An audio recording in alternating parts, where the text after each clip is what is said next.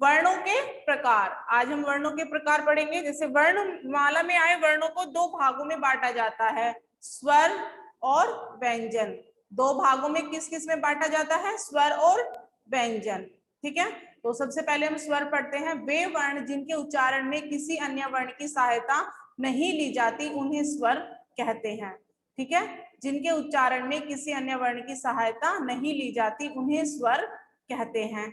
ये स्वतंत्र ध्वनि माने जाते हैं और व्यंजनों के उच्चारण में मदद करते हैं। इनके उच्चारण में हवा मुंह से बिना किसी रुकावट के बाहर आती है। हमारी हिंदी वर्णमाला में 11 स्वर हैं। ठीक है, अभी हमने पढ़ा है 11 स्वर कौन कौन से होते हैं।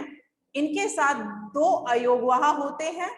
ठीक है, स्वर के भी 3 भेद होते हैं, 3 प्रकार के होते हैं स्वर भी। कौन कौन से होते हैं, हर्ष स्वर, दीर्घ स्वर, प्लुत स्वर।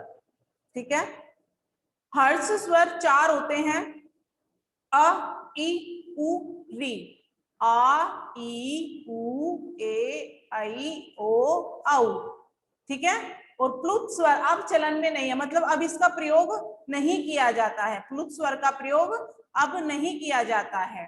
ठीक है, अब हम पढ़ेंगे हर्ष स्वर में क्या होता है। जिन स्वरों के उच्चारण में एक मात्रा काल यानी बहुत कम समय लगता है। मान लो जैसे हमने इसको बोला अ, कितनी जल्दी मैंने बोल दिया ना, अ ई उ री, तो इसको हमने जल्दी से अपने मुख से निकाल दिया। ठीक है, फिर आते हैं दीर्घ स्वर। दीर्घ का मतलब होता है थोड़ा लंबा स्वर बोलना। दीर्घ का मतलब थोड़ा लंबा स्वर बोलना। जिन स्वरों के उच्चारण में 2 मात्रा यानी हर्ष स्वरों से दुगना समय लगता है, यानी जो हमने हर्ष स्वर बोले हैं इनके बोलने से इसमें दुगना समय लगता है। जैसे हमने इसको बोला अ, इसको बोलेंगे अ ई उ ए आई, यानी बड़ी मात्राएं हैं। ये क्या है, ये बड़ी मात्राएं हैं।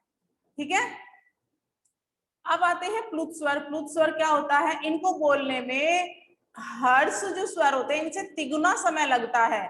दीर्घ में दुगना समय लगता है और प्लुत में तिगुना समय लगता है, किंतु अब इसका प्रयोग चलन में नहीं है। इसका आकार अंग्रेजी के एस की तरह होता है, जैसे ओम, मतलब इसको थोड़ा लंबा करके बोलते हैं। किसी को पुकारने की आवाज को खींचते समय इसे गहरे दोहरे रूप में लगाने का चलन आज भी है। जैसे जैसे बोलते हैं ना हम ए ऐसे करके बोलते हैं ना, थोड़ा लंबा करके खींचते हैं उसको, तो ऐसे। स्वरों का प्रयोग 2 रूपों में किया जाता है। व्यंजन से पहले अपने मूल रूप में, मतलब जब हम इसका अपने मूल रूप में मतलब जैसे ये इसके मूल रूप है, तो इसका इनका प्रयोग हम सबसे, जब हम शब्द लिखते हैं तो उसमें सबसे पहले करते हैं। जैसे अमृत, ठीक है, आ का प्रयोग हमने शुरू में कर दिया, लेकिन अगर हम इसको बीच में कहीं प्रयोग कर रहे हैं इसको, तो इसकी मात्रा के रूप में इसका प्रयोग करेंगे। जैसे जैसे आ से आज हो गया, हमने ये शब्द लिखा आज। ठीक है, हमने शुरू में इसको कर लिया, लिख लिया, लेकिन अगर बीच में अगर इसको कहीं प्रयोग कर रहे हैं जैसे हार, तो इसका बीच में अगर हम प्रयोग कर रहे हैं तो मात्रा के रूप में इसका प्रयोग करेंगे। जिस ध्वनि के उच्चारण में वायु नाक से निकलती है उन्हें उसे अनुस्वार कहा जाता है। जैसे कंगन, मंजन, अंडा, बंदर, खंबा। मीन्स इसका प्रयोग किसके रूप में किया जाता है, अंक की बिंदी, मतलब एक बिंदी के रूप में किया जाता है, तो इसको हम क्या कहते हैं, अनुस्वार। क्या कहते हैं, अनुस्वार।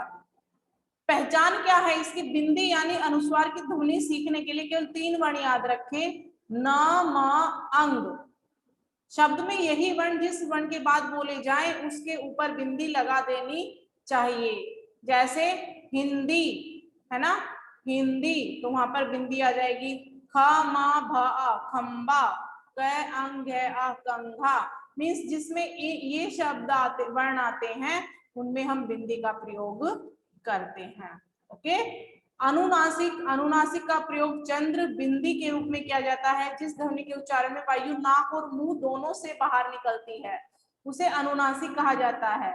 इसमें अंगीठी, ठीक है, आँच, महंगाई, कविताएं, ऐसे इसको बोला जाता है।